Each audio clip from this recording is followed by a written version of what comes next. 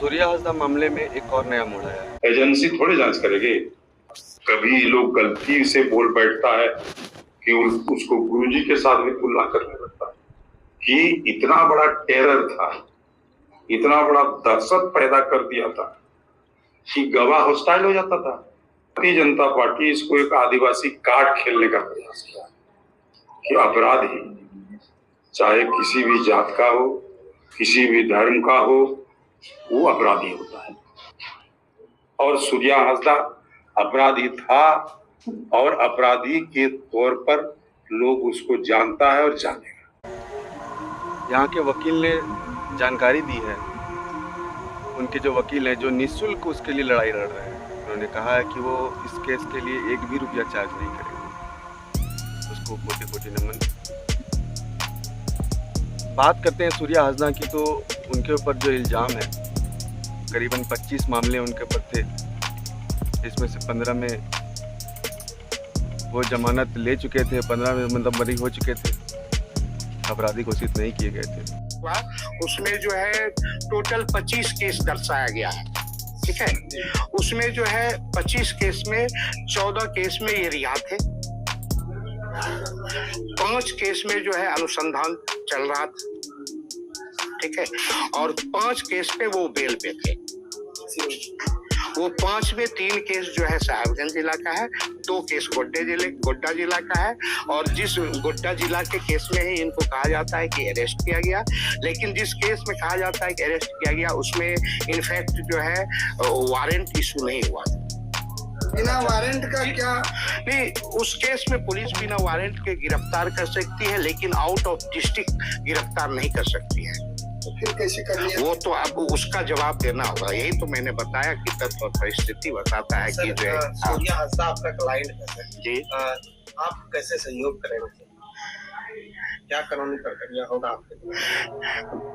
मेरे तरफ से जो विधिक सेवा है वो मैंने तय किया है। मैंने बताया भी है उनके परिवार को कि मैं उनके इस केस में उनकी ओर से निःशुल्क अपनी लड़ाई लड़ूंगा। बहुत बहुत धन्यवाद। विद्यालय, उसका नाम क्या है? उसका नाम है चांद भैरव राजा राज विद्यालय। अपने बेटे के नाम पर उस विद्यालय को बनाया, क्या नहीं दे पाए।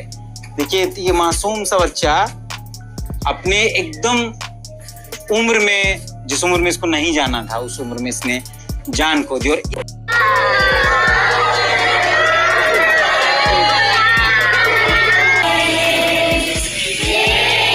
आपको जानकारी होना चाहिए, गुरुजी का एनकाउंटर करने का प्रयास किया था। आज अगर धरती पर बिरसा मुंडा होते हैं तो आप उनको भी, वो भी जंगल जमीन की लड़ाई लड़ रहे थे। आज का जो शासन प्रशासन है उनको भी अपना नक्सली का ठप्पा लगा देते हैं। तो ठीक उसी प्रकार उस गांव के मसीहा हैं, जो उस गांव के बच्चों के स्कूल की बात वो करते थे, उस गांव के बच्चों के स्वास्थ्य की बात करते थे। मैं बच्चों से मिला भी, वो इंग्लिश टॉकिंग कर रहे हैं यार। हम उनसे हिंदी में पूछते थे बच्चा क्या नाम है, वो तो बोल रहे my name is this, my father's name is this, my mother's name is this. तो वो उन बच्चों की आवाज थे, उस गांव की आवाज थे, और ये जंगल जो आज खामोश हो चुका है, उस जंगल का वो आवाज था। और सूर्या के बारे में अंत में इतना ही कहूंगा, आपको अगर सूर्या के इस इनकाउंटर को जानना है तो आप महाश्वेता देवी का एक किताब पढ़िएगा, जो बहुत बड़े उपन्यासकार हैं। उस किताब का नाम है जंगल के दावेदार। उसमें एक बड़ी मार्मिक पंक्ति लिखी है कि जब तक इन जंगलों में विद्रोही हैं, जब तक इन जंगलों में बागी लोग घूम रहे हैं, बागी बन के इसकी रक्षा कर रहे हैं, ये जंगल सलामत है, नहीं तो यहाँ उद्योगपतियों की बुलडोजर तोड़ेंगे। देखिए, गोड्डा जिला में राजमहल परियोजना है और साहिबगंज जिला में पत्थर खदान है। देख लीजिएगा, राजमहल परियोजना से हर कंपनी से आज पुलिस वालों को आज मंत्री जाता है, सारे प्रशासन विभाग को मंत्री जाता है। क्यों लेता है? हर गाड़ी पत्थर गाड़ी से चंदा लेता है, क्यों पैसा कलेक्शन करता है? वो सारे प्रशासन विभाग को रुपया जाता है, उससे भी संतुष्ट अगर नहीं होता है तो एक एक केस पर थाने पे सिर्फ से 20,000 25,000 रुपया। भारतीय जनता पार्टी की एक ही मांग है, इसकी सीबीआई जांच कराई जाए। और मुझे लगता है कि सरकार को इसमें कोई परेशानी नहीं होना चाहिए। सरकार को तुरंत, चूंकि ये बोलते हैं कि आदिवासियों का राज्य है, आदिवासी सरकार है, आदिवासी मुख्यमंत्री है, एक संथाली आदिवासी का हत्या कर दिया जाता है, तो फिर सीबीआई जांच कराने का अनुशंसा करने में क्या दिक्कत है? गांव में रहने वाले लोग, और हम लोग सीधा सीधी बात करते हैं।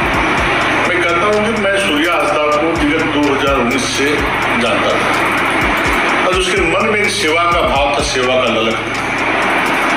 और इस प्रकार से 400-500 बच्चों को जो शिक्षा देने का काम कर रहा था वो मन को झकझोर देता है। ठीक है, वो अन्याय अत्याचार का विरोध करता था, विस्थापितों की लड़ाई लड़ता था, माफियाओं के साथ पंगा लेता था। तो इस प्रकार से पूरे झारखंड के लोगों की आवाज है, उसका इनकाउंटर नहीं हुआ, उसकी हत्या की गई। तो इस बात को भारतीय जनता पार्टी के हमारे प्रदेश के अध्यक्ष नेता प्रतिपक्ष आदरणीय बाबूलाल मरांडी जी, अर्जुन मुंडा जी, एससी आयोग से तमाम कार्यकर्ता इस आवाज को बुलंद करने का काम किया है। साथ ही साथ भारतीय जनता पार्टी के अलावे आम जन ने इस विषय को रखने का काम करें, चर्चा करने का काम करें। उनकी एक ही मांग है, भारतीय जनता पार्टी की एक ही मांग है, इसकी सीबीआई जांच कराई जाए। और मुझे लगता है कि सरकार को इसमें कोई परेशानी नहीं होना चाहिए। 12 मामले उसके बचे हुए थे, 12 या 14 मामले। तो न्यायालय को तय करना है कि वो दोषी है कि नहीं है। हम आप उसको तय नहीं कर सकते हैं। अपराधी था तो न्यायालय को सजा देना है, उसको जेल के अंदर भेजना है, तो न्यायालय का काम है ना, उसको हम आप तय नहीं कर सकते हैं। न्यायालय में जब विचाराधीन विषय है तो उससे पहले यदि अपराधी है तो उसको हम सजा दे, उसकी हत्या कर दे, उसके बाद बच्चों को कौन देखेगा? उन 500 बच्चों को कौन देखेगा? उसको देखने वाला, लालन पालन करने वाला कौन है?